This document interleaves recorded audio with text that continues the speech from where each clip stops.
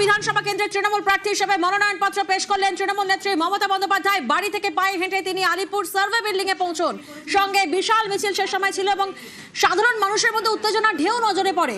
আবির প্রতিনিধি আমাদের সঙ্গে রয়েছেন। আবির, এসআইআর আবহে মনোনয়ন পর্বে সম্প্রীতির বার্তা, প্রস্তাবক হিসেবে ভিন্ন ভিন্ন সম্প্রদায়ের মানুষের উপস্থিতি চোখে পড়েছে। রাজনৈতিক দিক দিয়ে কতটা তাৎপর্যপূর্ণ? প্রথমত মমতা বন্দ্যোপাধ্যায় যখন মনোনয়ন পেশ করছিলেন তার বাঁদিকে বসেছিলেন ফিরহাদ হাকিমের স্ত্রী ইসমাত হাকিম, তার ডান দিকে বসিয়ে রেখেছিলেন বাবলু সিংকে এবং মমতা বন্দ্যোপাধ্যায় ঠিক পিছনে ডান দিকে চেয়ারে বসেছিলেন হচ্ছে নিসপাল সিং রানে। অর্থাৎ ভবানীপুরের বিধানসভার বিভিন্ন দিকে যে ধরনের চারিত্রিক বৈশিষ্ট্য সেটাকে মাথায় রাখলেন এবং এই মুহূর্তে তিনি বেরিয়ে আসলেন। আমরা দেখতে পাচ্ছি তিনি মনোনয়ন পেশ করার পর তিনি বেরিয়ে আসলেন এবং বিভিন্ন দিকে সার্ভে বিল্ডিং এর বিভিন্ন দিকে প্রচুর সংখ্যক কর্মী সমর্থক তারা তাকে ঘিরে স্লোগান দিচ্ছেন। মমতা বন্দ্যোপাধ্যায় তাদের উদ্দেশ্যে হাত নাড়লেন এবং ধীরে ধীরে এগিয়ে আসছেন, তিনি তার বক্তব্য রাখছেন।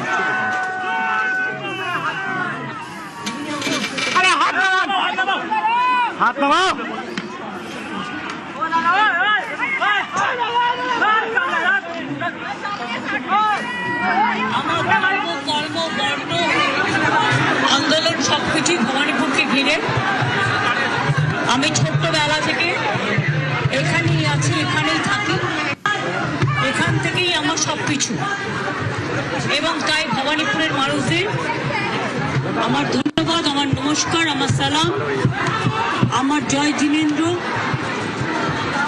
ভালছো বলে, সত শ্রী আকালজি বলে সবাইকে নমস্কার নমস্তে জানিয়ে আপনাদের সকলকে অসংখ্য ধন্যবাদ জানিয়ে আমি আমার নমিনেশন যেমন ফাইল করলাম, আমি চাই আমার ভবানীপুর কেন্দ্রের সাথে সাথে 294টা কেন্দ্রেই আমাদের তৃণমূল কংগ্রেস এবং জোড়া ফুল তাদের প্রত্যেকটা প্রার্থীকে ভোট যেমন ফাইল করলাম, আমি চাই আমার ভবানীপুর কেন্দ্রের সাথে সাথে 294টা কেন্দ্রেই আমাদের তৃণমূল কংগ্রেস এবং জোড়া ফুল তাদের প্রত্যেকটা প্রার্থীকে ভোট দেওয়ার জন্য আমি বাংলার মানুষকে অভিনন্দন জানাবো। কারণ সরকার আমরাই গড়ব। আমাকে আজকেও প্রোগ্রামে যেতে হবে, এখান থেকে বেরিয়ে আমি বাড়ি হয়ে আরামবাগ গোঘাটের ওখানে প্রোগ্রাম আছে, বড়গড় তন্ডুয়ার ওখানে প্রোগ্রাম আছে, দুটো একসাথে। মানে বর্ষা সবকিছুই থাকবে, সকলে তার মধ্যে ভালো থাকবেন, সুস্থ থাকবেন, সুন্দর থাকবেন। সকলের জন্য অনেক অনেক শুভনন্দন, শুভ কামনা। আমি মনে দুঃখ নিয়ে করছি, কারণ এত নাম বাদ দিয়েছে মানুষের। আমরা এখনো বলবো এটা সুপ্রিম কোর্টেরই অর্ডার ছিল। 32 লক্ষ নাম উঠেছে 1,20,00,000-এর মধ্যে, সেটাও আমার কোর্টে কেস করার জন্য। বাদ বাকি 58 লাখ খোলাই হয়নি। তার মধ্যে কিছু বাদ হতে পারে যারা ডুপ্লিকেট ভোটার বা মৃত ভোটার। বাদ বাকি এমনকি অ্যাডজুডিকেশনে যে 27 লাখ কয়েক হাজার বাকি আছে, 50,000-এর 60,000-এর মতো, তাদের ভোটাধিকার দেওয়া উচিত বলে আমি মনে করি। পরে নাম তুলে কি হবে? তারা তো ভোটটা দিতে পারবে না। সুতরাং এটা তো সুপ্রিম কোর্টেরই অর্ডার ছিল। যারা অ্যাডজুডিকেশন আছে তারা জেনুইন ভোটার এবং তাদের ভোটটা তোলা উচিত। এটা সুপ্রিম কোর্টই বলেছিল যে তারা ট্রিব্যুনালে বাদ বাকি লোকেরা যাবে এবং ট্রিব্যুনালে সেটেলড হবে। তাহলে ফ্রোজেন করে দেওয়ার মানেটা কি? এটা আমার মাথায় ঢুকছে না। আমরা এটা নিয়ে আবার যাব, আবার বিচার চাই।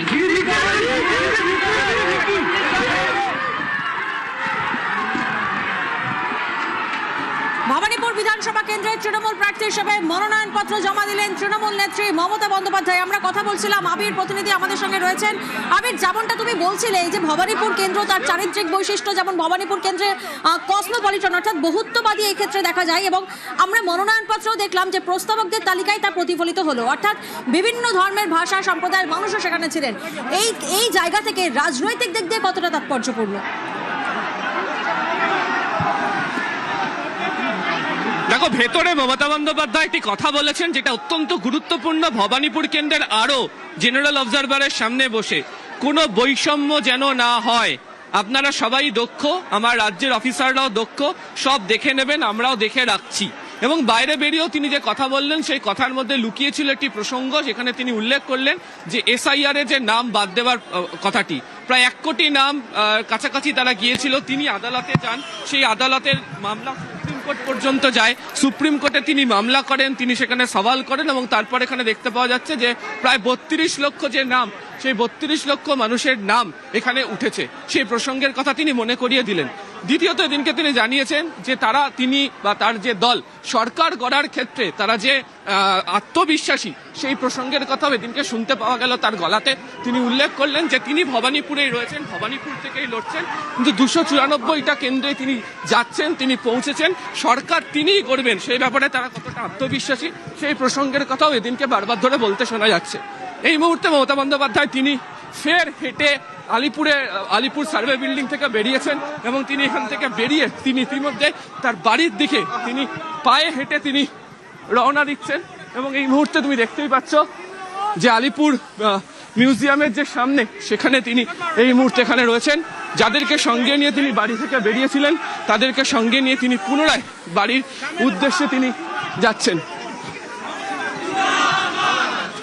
একেবারেই আবির সেই ছবি এই মুহূর্তে আমরা দেখছি ভবানীপুর বিধানসভা কেন্দ্রে তৃণমূল প্রার্থী হিসেবে তৃণমূল নেত্রী মমতা বন্দ্যোপাধ্যায় তিনি নিজের বাড়ির উদ্দেশ্যে রওনা দিয়েছেন এবং যখন তিনি মনোনয়নপত্র জমা দিতে আসেন তখনও বাড়ি থেকে পায়ে হেঁটে তিনি আলিপুর সার্ভে বিল্ডিং এ পৌঁছন, সঙ্গে বিশাল মিছিল। এবং সেই একই ছবি আবারও আমরা দেখছি তৃণমূল প্রার্থী হিসেবে মনোনয়নপত্র যখন তৃণমূল নেত্রী মমতা বন্দ্যোপাধ্যায় তিনি জমা দিলেন, এরপর বাড়ির উদ্দেশ্যে তিনি রওনা দিচ্ছেন পায়ে হেঁটে এবং সঙ্গে রয়েছে বিশাল মিছিল, কাতারে কাতারে মানুষের ভিড়, সেটি যেমন চোখে পড়ছে তেমনি যখন মনোনয়নপত্র তিনি জমা দিতে আসেন তখন চোখে পড়েছিল মহিলারা, রাস্তার দুধারে দাঁড়িয়ে থাকা মহিলারা, তারা শঙ্খ বাজিয়ে এবং উলুধ্বনি দিয়ে মুখ্যমন্ত্রীকে তারা স্বাগত জানান এবং সেই একই ছবি সাধারণ মানুষের মধ্যে উত্তেজনার ঢেউ আবারও চোখে পড়ছে।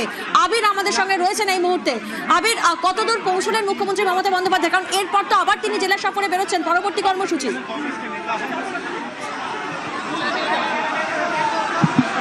দেখো, 2 মিনিট সময়ের মধ্যে তিনি বাড়িতে তিনি ঢুকে যাবেন।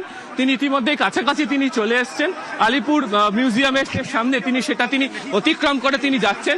আসার সময় আমরা দেখেছিলাম যেভাবে তাকে ঘিরে প্রচুর মহিলারা ছিলেন, ভবানীপুরের প্রচুর কর্মী সমর্থকরা ছিলেন। এখনো সেই ছবি দেখতে পাওয়া যাচ্ছে যে প্রচুর কর্মী সমর্থক যারা রয়েছেন তারাও তার সঙ্গে তারা হাঁটছেন এবং মিছিল করে তিনি যখন বাড়ির দিকে এগোচ্ছেন সেদিকে তারাও রওনা হয়েছে। এবং তুমি জানোই যে আজকে ভবানীপুরে তার যে মনোনয়ন পেশের অনুষ্ঠানকে ঘিরে তৃণমূল কংগ্রেসের তরফ থেকে একটি বার্তা স্পষ্টত বুঝিয়ে দেওয়া হয়েছে, যেখানে তারা উল্লেখও করে দিয়েছেন সেটা হচ্ছে যে ঘরের মেয়ে ইমেজ মমতা বন্দ্যোপাধ্যায়, তিনি ভবানীপুরেরই বাসিন্দা এবং মনোনয়ন পর্ব পেশ করে বেরিয়ে তিনি যখন কথা বললেন আমাদের সঙ্গে তখনও তিনি উল্লেখ করলেন যে তিনি ভবানীপুরেই রয়েছেন, ভবানীপুর থেকেই লড়ছেন, ভবানীপুরেই তিনি থাকবেন। সেই প্রসঙ্গের কথাও তিনি এখানে মনে করিয়ে দিলেন। অর্থাৎ এই যে ঘরের মেয়ের ব্র্যান্ড ইমেজ, এটাকেই পুরো দস্তুর তৃণমূল কংগ্রেস ভবানীপুরে ব্যবহার করতে চলেছে এবং খোদ মমতা বন্দ্যোপাধ্যায় সেটাকে তো রাখবেনই। ফলে সেদিক থেকে দেখতে গেলে তার এই উপস্থিতি, তার মিছিল করে আসা, মিছিল করে যাওয়া, এই প্রতিনিধি সান্নিক আমাদের সঙ্গে রয়েছেন, আমরা সান্নিকের সঙ্গে যোগাযোগ করব। তবে তার আগে আবারও যে ছবি আপনারা দেখছেন এই মুহূর্তে, রাস্তা দিয়ে নেত্রী হাঁটছেন, কর্মী সমর্থকদের মধ্যে দেখা যাচ্ছে উত্তেজনার ঢেউ, মুখ্যমন্ত্রীকে দেখতে রাস্তার ধারে ভিড় জমিয়েছেন মানুষরা। সান্নিক আমাদের সঙ্গে রয়েছেন। সান্নিক, সামগ্রিকভাবে কি ছবি দেখতে পাচ্ছ?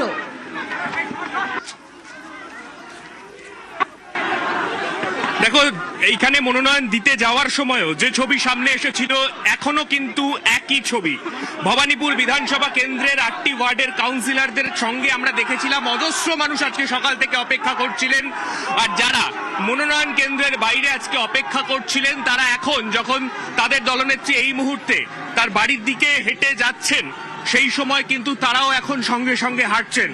রাস্তার দুদিকে অজস্র মানুষ, তার মধ্যেই আজকে আমরা দেখতে পাচ্ছি তৃণমূল সুপ্রিমো মমতা বন্দ্যোপাধ্যায় তিনি ভবানীপুর বিধানসভা কেন্দ্রের তার জমা দিলেন। জমা দেওয়ার পরে সেখান থেকে বেরিয়ে তিনি এই মুহূর্তে হেঁটে চলেছেন হরিশ চ্যাটার্জি স্ট্রিটে তার বাসভবনের দিকে। যদিও এখনো পর্যন্ত আমরা যে ছবি দেখতে পাচ্ছি তৃণমূল সুপ্রিমো মমতা ব্রিজ রয়েছে, সেই ব্রিজ শেষ করে তার বাড়ির গলির সামনে ইতিমধ্যেই পৌঁছে গিয়েছেন এবং আর অল্প কিছুক্ষণের মধ্যেই তিনি বাড়ির গলিতেও ঢুকে যাবেন। তবে যে ছবিটা আজকে সকাল থেকে দেখা যাচ্ছিল, একদিকে প্রচুর যারা তৃণমূল কর্মী সমর্থক তাদের ভিড় আজকে নজরে পড়েছে।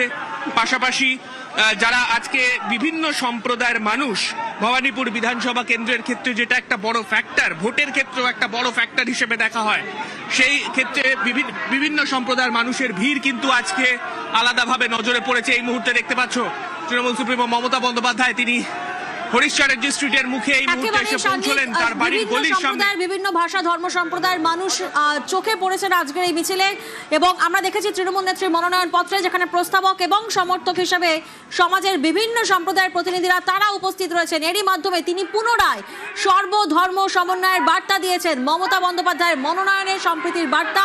এবং মনোনয়ন পেশ করার পরেই তৃণমূল নেত্রী মমতা বন্দ্যোপাধ্যায় তিনি যে কথাটি পরিষ্কারভাবে জানান, কোনো বৈষম্য যেন না হয় সেদিকে তিনি বারবার জোর দিয়েছেন। মমতা বন্দ্যোপাধ্যায়ের মনোনয়নের সম্প্রীতির বার্তা।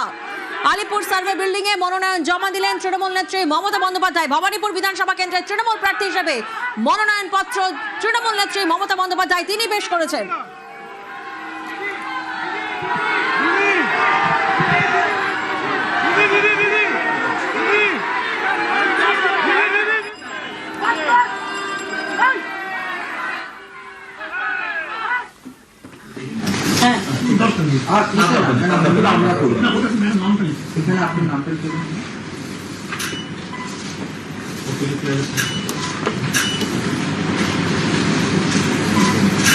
Thank you.